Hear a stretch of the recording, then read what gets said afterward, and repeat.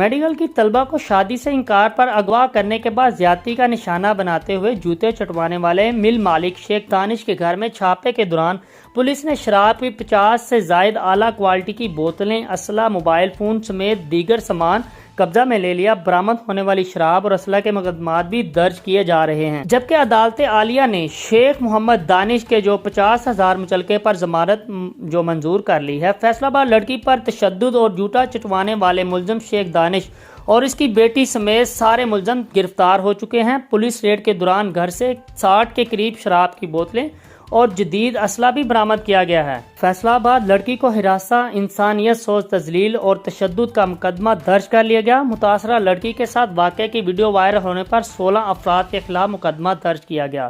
متاثرہ لڑکی نے پولیس کو بیان دیا کہ ملزم اس کا دوست کا والد ہے جو اس سے شادی کرنا چاہتا تھا۔ لڑکی نے بتایا کہ ملزم نے مجھ سے شادی سے انکار پر تشدد کا نشانہ بنایا، اپنے 16 ساتھیوں کے ساتھ گھر میں داخل ہوا اور تشدد کیا۔